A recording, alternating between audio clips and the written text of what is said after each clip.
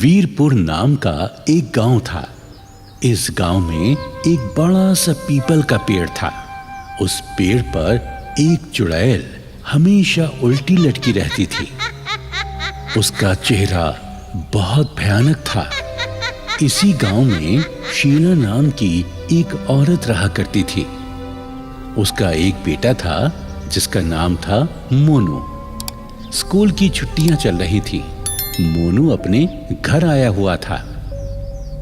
बेटा मोनू, तू बहुत दिनों बाद घर आया है। अब कुछ दिन मेरे पास ही रहना। क्या करूँ माँ, स्कूल से ज्यादा छुट्टी ही नहीं मिलती।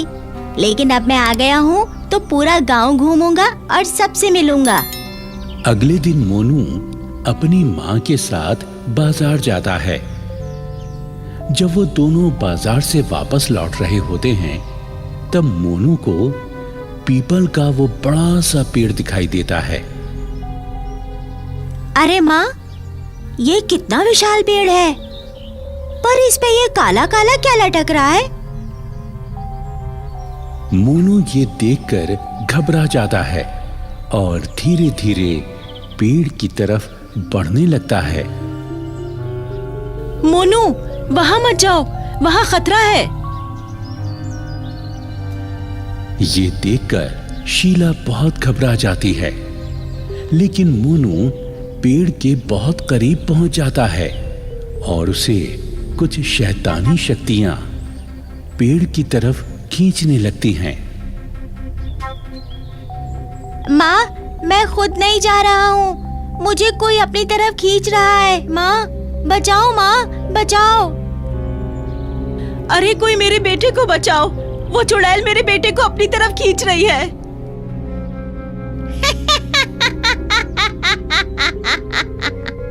आज तक मेरे चंगुल से बच नहीं पाया है कोई, और आज ये भी मेरे चंगुल से नहीं बच पाएगा।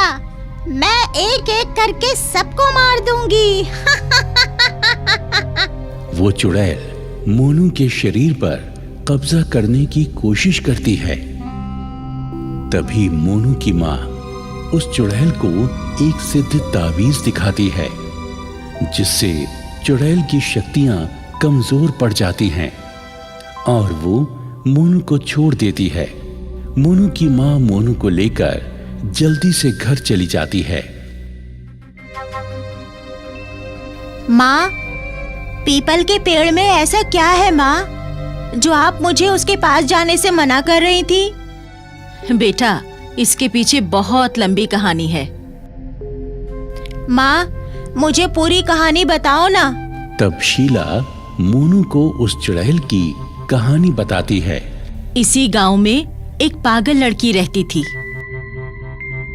गांव वाले उसे मारते पीटते और बहुत परेशान करते थे। एक दिन गांव के कुछ बच्चे आपस में खेल रहे थे। तभी वहां से वो पागल लड़की गुजरती है।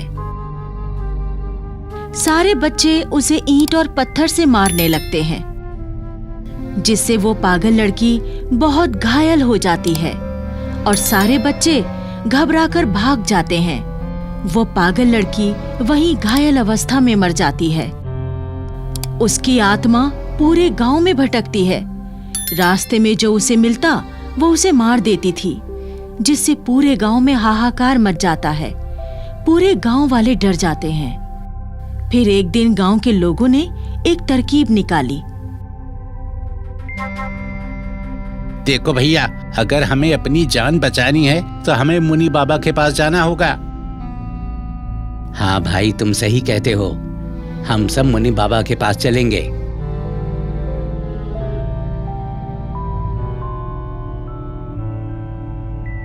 सभी गांव वाले मुनि बाबा की कुटी के सामने चिल्लाने लगते हैं।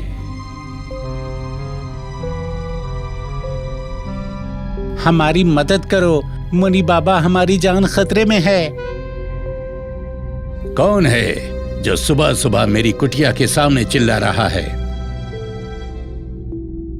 बाबा, हमारी मदद करो। वो चुड़ैल हमारे खून की प्यासी है। वो पूरे गांव को मार देगी। अब आप ही हमें उस चुड़ैल से बचा सकते हैं। क्या हुआ बेटा, तुम सब इतने घबराए हुए क्यों हो? गांव वाले मुनि को सारी बात बताते हैं। मुनि गांव वालों को एक तावीज देते हैं। इस तावीज को तब तक मत उतारना जब तक सब कुछ ठीक ना हो जाए। तुम सब एक काम करो, तुम उस चुड़ैल को किसी भी तरह से उस पीपल के पेड़ के पास ले आना। मैं तुम्हें वहीं मिलूंगा, और जब वो चुड़ैल पीपल के पेड़ के पास आ जाए तो तुम सब कहीं छुप जाना। जब तक मैं ना बोलूं तुम बाहर मत आना। तावीज लेकर सभी गांव वाले वहां से चले जाते हैं और उस चुड़ैल को अपने जाल में फंसाने के लिए उस चुड़ैल के आगे दौड़ने लगते हैं। वो चुड़ैल उनका पीछा करने लगती है। रुक जाओ, मैं तुम्हें मार डालूंगी, रुक जाओ। गांव के लोग उसे पीपल के पेड़ के पास लेकर जाते हैं। मुनि जी एक बड़े से पत्थर के पीछे छिप जाते हैं और गांव के लोग भी छिप जाते हैं। फिर मुनि जी मंत्रों का जाप करने लगते हैं और चुड़ैल पर पवित्र गंगा जल फेंक देते हैं, जिससे चुड़ैल की शक्तियां कम हो जाती हैं और वो उस पीपल के पेड़ के पास जाकर गायब हो जाती है। और मुनि उस पेड़ के चारों ओर अभिमंत्रित धागा बांध देते हैं। तब से उस चुड़ैल की आत्मा उस पीपल के पेड़ में रहती है और लोगों को अपनी तरफ खींचती है। जो लोग उस पेड़ की तरफ जाते हैं उन्हें वो अपनी शक्ति से मार डालती है। तभी माँ उस पेड़ के पास गया तो मुझे ऐसा लग रहा था कि कोई मुझे अपनी तरफ खींच रहा है। इसलिए कोई भी गांव के लोग उस पेड़ की तरफ नहीं जाते। हाँ माँ, मैं अब कभी भी उस पेड़ की तरफ नहीं जाऊंगा। कुछ दिन बाद मुनु फिर से पढ़ने के लिए शहर चला जाता है। फिर एक दिन गांव में कुछ और बच्चे उसी पीपल के पास पतंग उड़ा रहे थे। तभी एक बच्चे की पतंग उस पीपल के पेड़ में फंस जाती है। अरे यार, मेरी पतंग तो उस पेड़ में फंस गई। अब मैं उसे कैसे निकालूं? अरे चिंटू भाई, चिंता मत करो, तुम पतंग में लगे उस धागे को खींच दो, वो निकल जाएगी। चिंटू धागे को खींचने लगता है और तभी अचानक वो अभिमंत्रित धागा टूट जाता है और चुड़ैल फिर से आजाद हो जाती है। और अब वो चुड़ैल पहले से कहीं ज्यादा ताकतवर और भयानक हो जाती है। चुड़ैल गुस्से में चिंटू को अपने वश में कर लेती है और उसे पेड़ से उल्टा लटका देती है। चिंटू को उल्टा लटका देखकर रिंकू डर जाता है और रिंकू तुरंत भागकर गांव वालों के पास जाता है। अरे अंकल सुनिए, वो चुड़ैल फिर से आजाद हो गई है। उसने चिंटू को भी अपने वश में कर लिया है और उसने चिंटू को पेड़ से उल्टा लटका दिया है। जल्दी चलिए अंकल, चिंटू की जान खतरे में है। गांव वाले रिंकू को लेकर मुनि की कुटिया में पहुंच जाते हैं। बाबा, बाबा, हमारी मदद करो बाबा। क्या हुआ? तुम सब एक साथ? क्या हुआ है? क्या परेशानी है? बाबा, वो चुड़ैल फिर से आजाद हो गई और वो पहले से ज्यादा ताकतवर हो गई है। उसने हमारे गांव के बच्चे को पेड़ से उल्टा लटका दिया है। वो उसे मार डालेगी बाबा। मैंने तुम लोगों से उस पेड़ के पास जाने को मना किया था। चलो मेरे साथ, हमें जल्दी उस बच्चे को चुड़ैल के चंगुल से छुड़ाना होगा। मुनि गांव वालों के साथ उस पेड़ के पास पहुंच जाते हैं। मुनि जैसे ही मंत्र पढ़ना शुरू करते हैं, चुड़ैल उनके पास तेजी से आती है और मुनि के ऊपर हमला कर देती है। मुनि फौरन उस पर गंगा जल छिड़कते हैं और वो चुड़ैल वहीं भस्म हो जाती है। गांव वाले चिंटू को पेड़ से नीचे उतारते हैं। चिंटू को होश आ जाता है और वो फिर से पूरी तरह ठीक हो जाता है। अब ये चुड़ैल कभी किसी को परेशान नहीं कर सकती। मैंने इसे अब हमेशा के लिए नष्ट कर दिया है। इस तरह गांव वाले उस पेड़ की चुड़ैल से छुटकारा पा जाते हैं।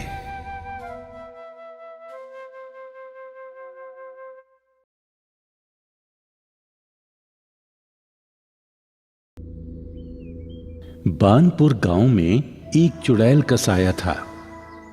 वो चुड़ैल कुछ बुरी शक्तियां प्राप्त करने के लिए गांव के लोगों का सर काट लेती थी और अपने सर से जोड़ लेती थी। गांव वाले उस चुड़ैल के खौफ से बहुत डरे हुए थे। एक दिन गांव की दो औरतें आपस में कुछ बात कर रही थी। अरे बहन, तुम्हें पता है अपने गांव में एक चुड़ैल आ गई है। मुझे तो लगता है कि गांव में अब कुछ बुरा होगा, कहीं गांव ही न तबाह हो जाए। मैंने भी चुड़ैल की कहानियां सुनी है, देखते हैं अब क्या होगा। रात को सब लोग चुड़ैल के डर से अपने अपने घर बंद कर लेते हैं, क्योंकि आधी रात को चुड़ैल गांव में चक्कर काटने लगती है।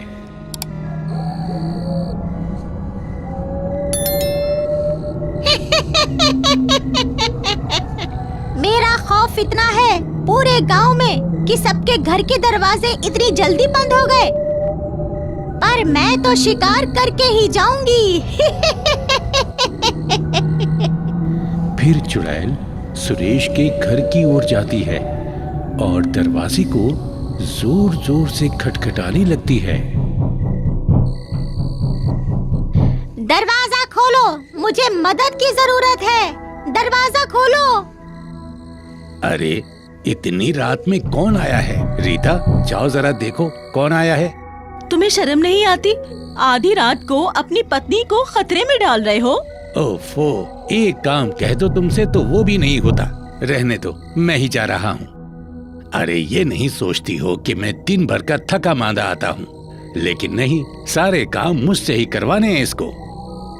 रुको, मैं ही जाती हूँ, जब देखो चिल्लाते ही रहते हो। रीता गुस्से में दरवाजे की तरफ जाती है और ताव में आकर बिना जाने दरवाजा खोल देती है। चुड़ैल, आज तो मैं मर गई। ये चुड़ैल मुझे जिंदा नहीं छोड़ेगी। बचाओ, अरे बचाओ मुझे, मुझे कोई बचाओ।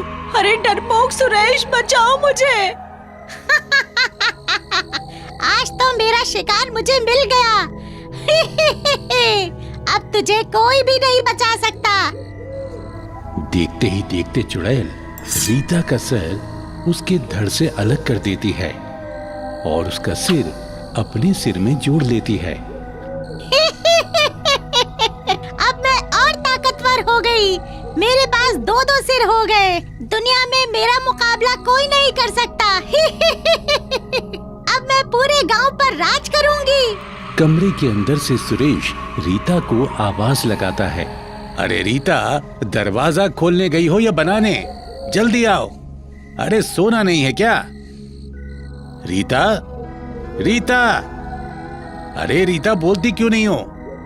अरे कुछ हो तो नहीं गया ऐसे? मैं देख कर आता हूँ। जैसे ही सुरेश दरवाजे पर बाहर आता है, उसकी आंखें फटी की फटी रह जाती हैं। अरे ये तो रीता का शरीर है, लेकिन इसका सर कहाँ गया? अरे मैं तो लुट गया, बर्बाद हो गया। अरे मेरी पत्नी का सिर कोई ले गया। हे भगवान, मैंने दरवाजा क्यों नहीं खोला? सुरेश की आवाज सुनकर आसपास के लोग उठ जाते हैं। अरे ये क्या हुआ? सुरेश भैया के वहाँ शोर मचा हुआ है। अरे मेरी पत्नी का सिर कोई ले गया, सिर धड़ रह गया। मैं तो बर्बाद हो गया। मैं क्या करूं, मैं कहाँ जाऊं? अरे भाई, अब रोने से क्या फायदा? ये जरूर उस चुड़ैल का काम है, उसके अलावा ये हरकत और कोई कर ही नहीं सकता। अरे उस चुड़ैल का सत्यानाश हो, मेरी बीवी को मार कर चली गई। इधर चुड़ैल वापस अपनी गुफा में आती है और अपनी शक्तियों को बढ़ाने के लिए दो सिरों के साथ अपनी सिद्धि करने लगती है। ऐ मेरे असुर देवता, मैं एक और सिर के साथ पूजा कर रही हूँ। अब मुझे सिर्फ एक और सिर की जरूरत है।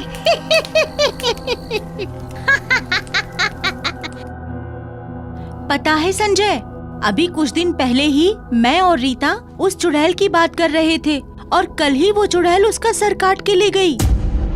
पर वो चुड़ैल सिर्फ सर ही क्यों ले गई? अगर उसे मांस खाना होता तो शरीर क्यों छोड़ जाती? इसमें जरूर कोई रहस्य की बात है, पता लगाना होगा। आज आने दो उस चुड़ैल को। रीता की मौत के बाद गांव वालों में उस चुड़ैल का डर और भी ज्यादा बढ़ गया। जैसे ही शाम होती, लोग अपने अपने घरों में छुप जाते। जैसे ही आधी रात होती है, वो चुड़ैल अपनी गुफा से निकलकर गांव में चक्कर लगाने लगती है।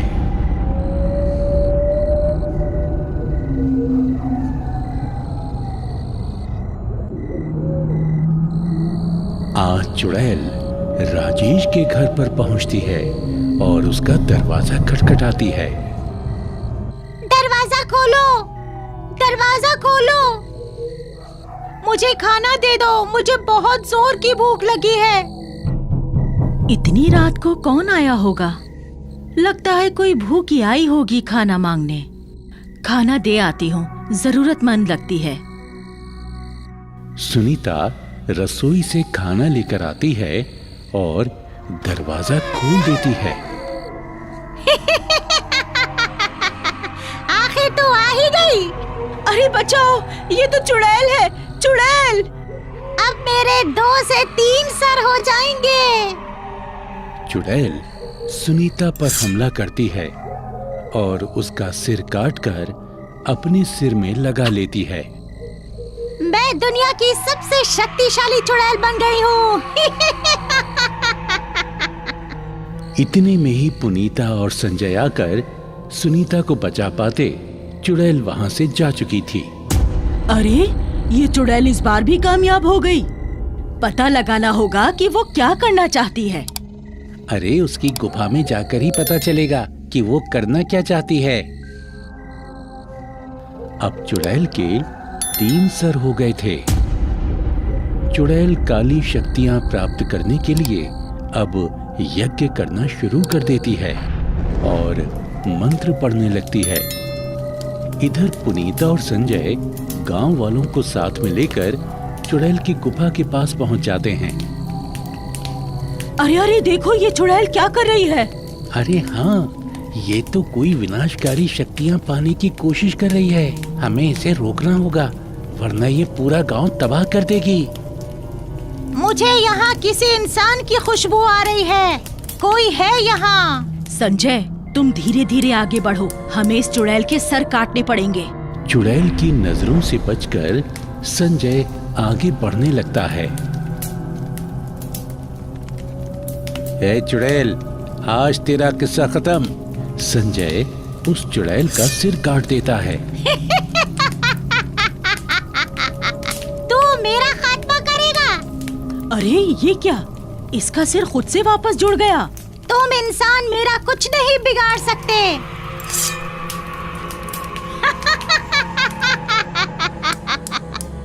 मुझे लगता है इसके पेट में वार करना चाहिए। संजय चुड़ैल के पेट पर वार करता है।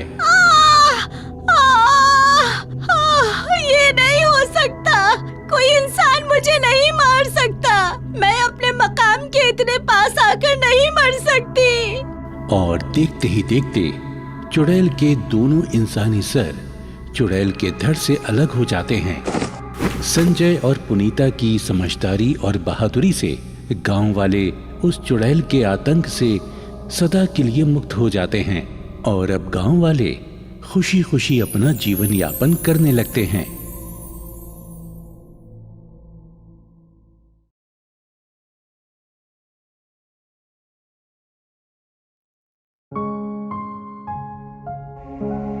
आईपीएल टीम मैच शुरू होने में 3 ही दिन बाकी बचे थे, लेकिन दिल्ली डेयरिंग्स टीम प्रैक्टिस के दौरान अच्छी परफॉर्मेंस नहीं दे पा रही थी।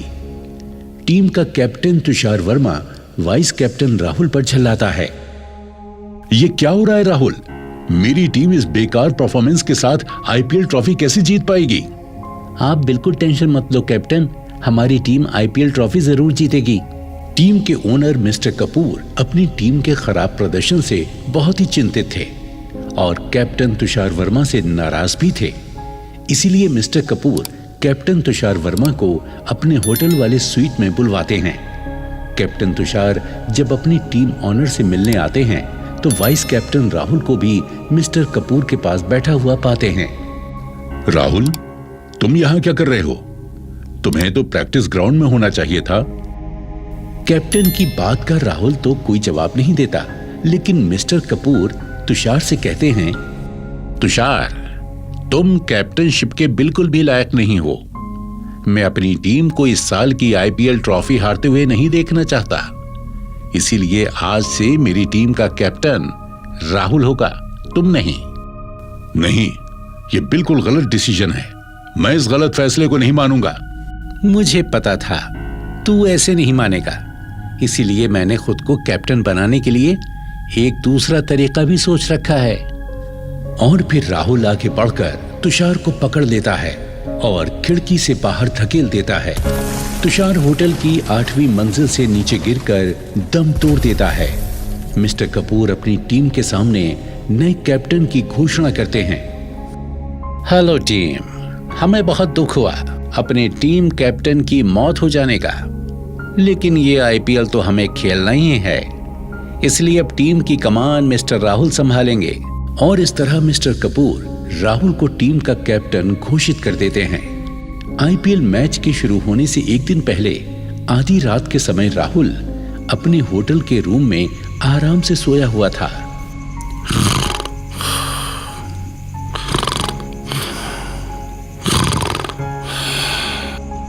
तभी रूम के दरवाजे के कीहोल से काले रंग का धुआं रूम के अंदर आता है और एक मानव आकृति का रूप धारण कर लेता है और सोए हुए राहुल के पास जाकर बोलता है, कैप्टन साहब, घोड़े बेचकर बड़े आराम से सो रहे हो, चलो अब जाग जाओ। और वो काली आकृति राहुल के गाल पर जोर का थप्पड़ मारती है तो राहुल हड़बड़ाकर उठ बैठता है।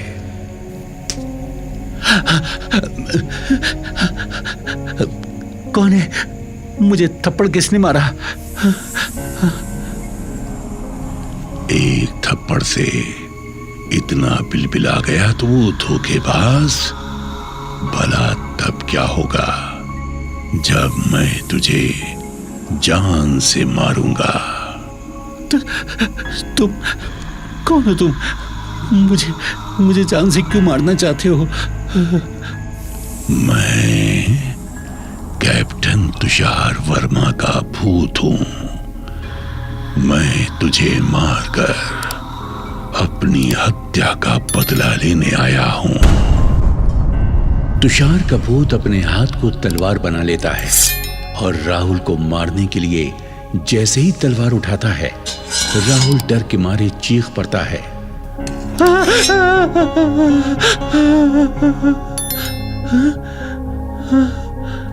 फिर अचानक भूत गायब हो जाता है। राहुल भूत को रूम में ना पाकर सर खुजाते हुए सोचने लगता है, अरे ये तुषार वर्मा का भूत कहां चला गया? लगता है वो भूत मेरे सपने में आया था। तेरे की, मैं सपना देखकर ही डर गया। राहुल फिर से बिस्तर पर लेटकर सो जाता है। अगले दिन आईपीएल मैच शुरू होते हैं। स्टेडियम दर्शकों से खचाखच भरा होता है। राहुल अपनी टीम के साथ मैदान में मौजूद है और अपनी टीम को कुछ खास निर्देश दे रहा है। मुझे अपनी टीम पर पूरा भरोसा है। हम लोग पूरी लगन से खेलेंगे तो आईपीएल ट्रॉफी हम ही जीत कर ले जाएंगे। वहीं वीआईपी दर्शक दीर्घा में एक रहस्यमयी सा आदमी अजीब से कपड़े पहने और चेहरे पर मास्क लगाए बैठा हुआ था। यह आदमी निरंतर कैप्टन राहुल को ही देखे जा रहा था। तभी राहुल की नजर इस रहस्यमयी आदमी पर पड़ती है। रहस्यमयी आदमी को देखते ही न जाने क्यों राहुल के शरीर में कपकपी सी होने लगती है। राहुल अपने एक प्लेयर से कहता है, मोंटी देखो, वो सामने बैठा हुआ अजीब से कपड़ों वाला आदमी मुझे ऐसे क्यों घूर रहा है? मोंटी दर्शक दीर्घा की तरफ देखता है, परंतु मोंटी को वो रहस्यमयी आदमी नजर ही नहीं आता। कैसी बातें कर रहे हो कैप्टन, वो कुर्सी तो खाली है, वहां पर तो कोई भी नहीं है। राहुल मोंटी के जवाब से अटपटा जाता है, क्योंकि राहुल को वो आदमी अभी भी वहां बैठा हुआ नजर आ रहा था। अचानक वो रहस्यमयी आदमी वहां से गायब हो जाता है। तभी दूसरी टीम का कैप्टन टॉस करने के लिए राहुल के पास आता है। टॉस का सिक्का उछलता है और राहुल टॉस जीत जाता है। मैच शुरू हो जाता है और राहुल टीम का एक प्लेयर बैटिंग करने के लिए पिच पर उतर जाता है। तभी टीम के ओनर मिस्टर कपूर राहुल के पास आते हैं और राहुल से कहते हैं, कैप्टन राहुल, मुझे तुमसे एक बहुत जरूरी बात करनी है, जरा मेरे साथ आओ। राहुल मिस्टर कपूर के साथ चल पड़ता है। दोनों लोग स्टेडियम के टॉयलेट में आते हैं तो राहुल कहता है, मिस्टर कपूर, ऐसी कौन सी खास बात करनी है आपको जिसके लिए आप मुझे लेकर टॉयलेट में आए हैं? मिस्टर कपूर हंसने लगते हैं और फिर अचानक मिस्टर कपूर काली मानव आकृति में बदल जाते हैं।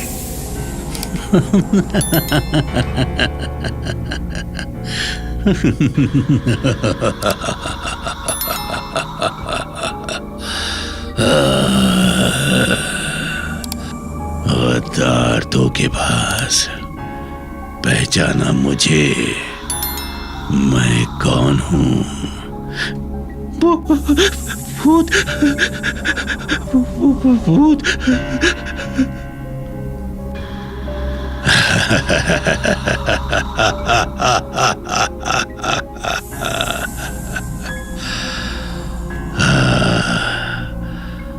मैं कैप्टन तुषार वर्मा का भूत हूं।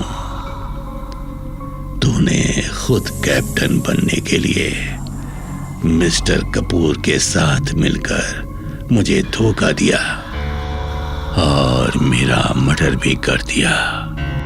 अब मैं तुम दोनों का मर्डर करके अपना इंतकाम लूंगा। मुझे माफ कर दो कैप्टन, मुझे माफ कर दो, मुझे माफ कर दो कैप्टन, मुझे माफ कर दो। तो माफी के लायक नहीं है हत्यारे। और फिर तुषार वर्मा का भूत अपने हाथों में एक क्रिकेट बैट प्रकट करता है और राहुल को बैट से पीटने लगता है।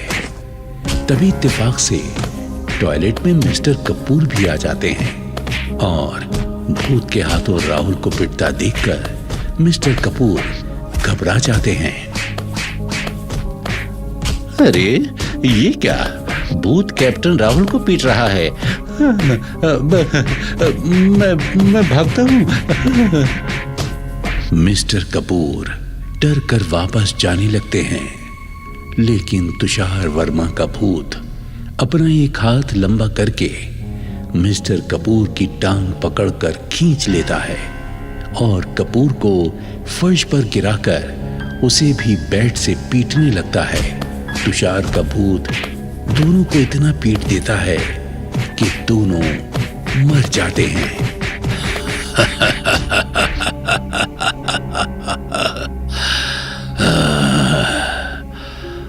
दोनों धोखेबाज अपने अंजाम को पहुंच गए। अब जाकर मेरी आत्मा को शांति मिली।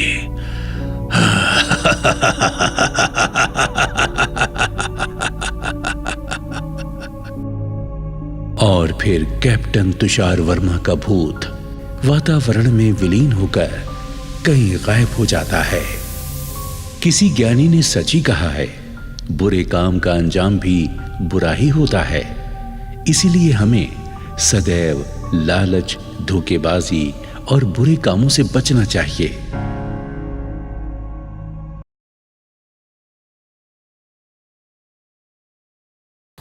एक समय की बात है, राजा अपनी पत्नी मीरा और अपने बच्चे के साथ अपने घर लौट रहा होता है, तभी रास्ते में कुछ गुंडे लूटपाट के इरादे से सड़क पर तेल डाल देते हैं ताकि कोई भी मोटरसाइकिल वाला वहां से गुजरे तो वो फिसल जाए और वो उसे लूट सके। तेल गिराकर वो गुंडे पेड़ के पीछे छिप जाते हैं। तभी राजा उस रास्ते से गुजरता है और उसकी मोटरसाइकिल सड़क पर तेल फैले होने की वजह से फिसल जाती है। राजा के सिर पर गहरी चोट लगती है और हेलमेट ना पहनने की वजह से उसकी वहीं मौत हो जाती है। लेकिन उसकी पत्नी और उसका बच्चा सही सलामत बच जाते हैं। देख कल्लू, एक शिकार फंस गया, अब आएगा मजा। फिर वो दोनों राजा की लाश के पास पहुंच जाते हैं और राजा की जेब को टटोलते हैं। अरे इनकी जेब में तो सिर्फ 500 रुपए ही है। अरे इतने का तो हमने तेल ही लिया था, आज तो नुकसान हो गया, अब क्या करें? भगवान के लिए हमें छोड़ दो, हमें जाने दो। कल्लू एक काम करो, इसका बच्चा छीन लो, हम इसे शहर में बेचकर खूब मुनाफा कमाएंगे। फिर कल्लू मीरा से उसका बच्चा छीन लेता है और दोनों वहां से भाग जाते हैं। मीरा उनका पीछा करती है लेकिन वो गुंडों को पकड़ नहीं पाती। फिर मीरा अपने पति की मौत और बच्चे की जुदाई को सहन नहीं कर पाती है और वहीं पास के पहाड़ से कूदकर अपनी जान दे देती है। फिर कुछ दिनों बाद सोहन अपनी गर्भवती पत्नी शीला के साथ उसी रास्ते से होकर जा रहा होता है। उस रास्ते पर एक बोर्ड लगा हुआ होता है जिस पे लिखा रहता है, रात में इस रास्ते से जाना सख्त मना है। लेकिन सोहन उस बोर्ड को नजरअंदाज कर देता है और उस रास्ते पर आगे बढ़ जाता है।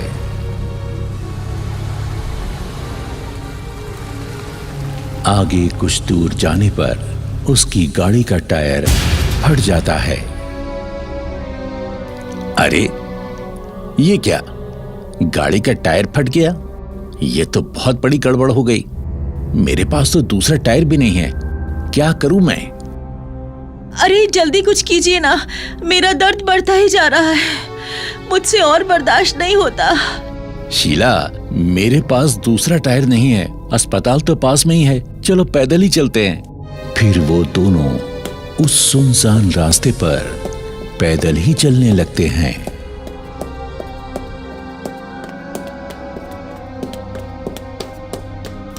तभी मीरा उनके सामने आ जाती है। वो अब एक चुड़ैल बन चुकी है और अपने खोए हुए बच्चे को इधर उधर तलाश कर रही है। चुड़ैल को देखकर उन दोनों की हालत खराब हो जाती है। अरे मर गए, ये चुड़ैल कहां से आ गई? हाँ, अरे पीछे बोर्ड पर भी लिखा हुआ था कि इस रास्ते पर चलना मना है, लेकिन तुमने उसे नजरअंदाज कर दिया। तभी उस चुड़ैल की नजर शीला पर पड़ती है। उसे गर्भवती देखकर चुड़ैल को अपने बच्चे की याद आ जाती है। वाह, मेरा बच्चा, मेरा बच्चा, तुम इंसानों ने मुझसे मेरा बच्चा छीना था ना, अब मैं तुमसे तुम्हारा बच्चा छीनूंगी। ऐसा बोलकर वो चुड़ैल शीला के पेट पर अपनी शक्तियों का इस्तेमाल करती है और उसके पेट से उसका बच्चा निकाल लेती है।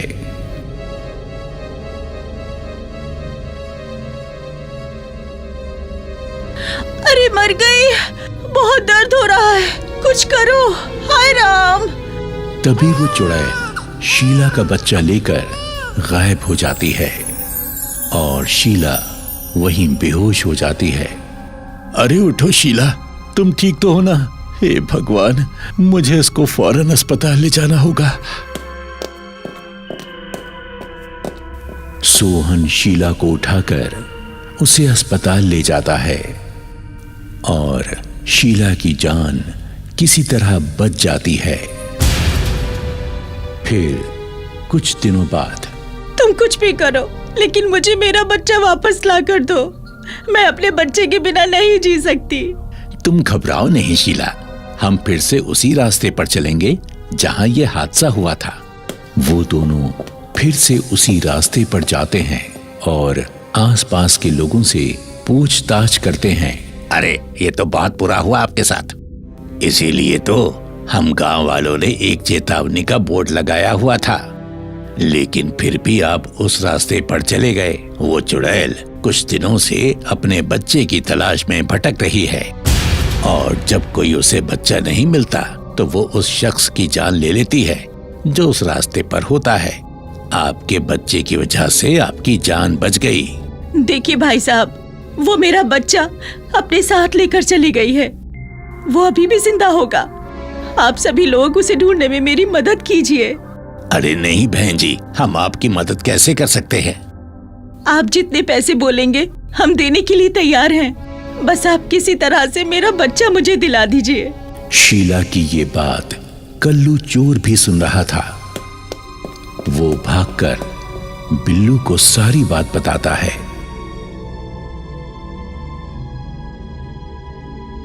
अच्छा, तो ये बात है। क्या कहा उसने? मुंह मांगे पैसे देने को तैयार है वो औरत। हाँ बिल्लू भाई, यही सही मौका है ज्यादा पैसा बनाने के लिए। लेकिन हम उसका बच्चा वापस लाएंगे कैसे? अगर उस चुड़ैल ने हमें पहचान लिया तो वो हमें जिंदा नहीं छोड़ेगी। अरे उसकी चिंता मत करो, मैं संभाल लूंगा सब। फिर कल्लू उस चुड़ैल के बच्चे को लेकर आता है और फिर दोनों सोहन के घर जाते हैं और उनसे कहते हैं कि वो उनका बच्चा वापस दिलवा सकते हैं। भाई साहब, मैं आपको मुंह मांगा इनाम देने को तैयार हूँ, बस हमारा बच्चा हमें दिला दो। ठीक है, मेरे पास एक तरकीब है। तुम्हें आज रात ही उस रास्ते पर जाना होगा। फिर रात होने पर वो दोनों चोर सोहन और शीला के साथ उस रास्ते पर पहुंच जाते हैं।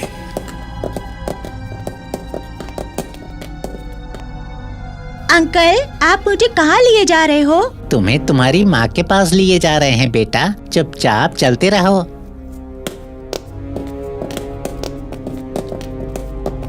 बिल्लू, चुड़ैल हमें देखते ही अपना शिकार बना लेगी। हम अब और आगे नहीं जा सकते। तुम ठीक कहते हो कल्लू। भाई साहब, हम अब इसके आगे नहीं जा सकते। अब आपको ही आगे जाना होगा। फिर सोहन और शीला उस बच्चे को लेकर आगे चल देते हैं।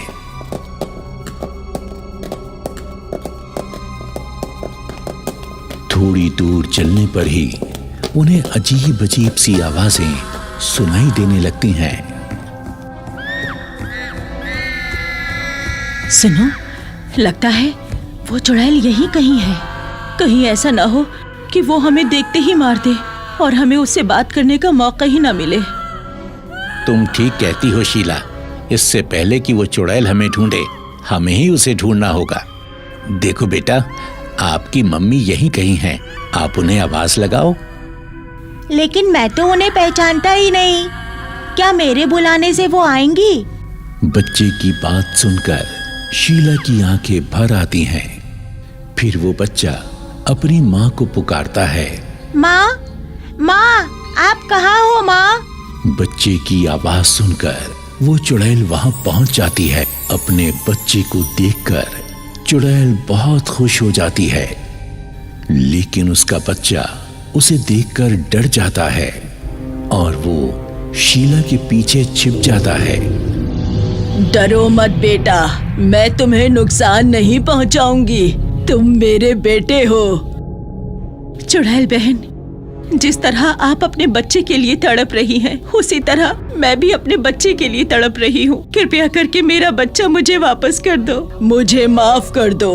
मैं अपने बच्चे को पाने की तड़प में अंधी हो गई थी और मासूम लोगों की जानें ले रही थी, पर अब और नहीं। आओ, मैं तुम्हें तुम्हारे बच्चे से मिलवाती हूँ। फिर चुड़ैल उन्हें एक गुफा में लेकर जाती है, जहां उनका बच्चा उन्हें मिल जाता है।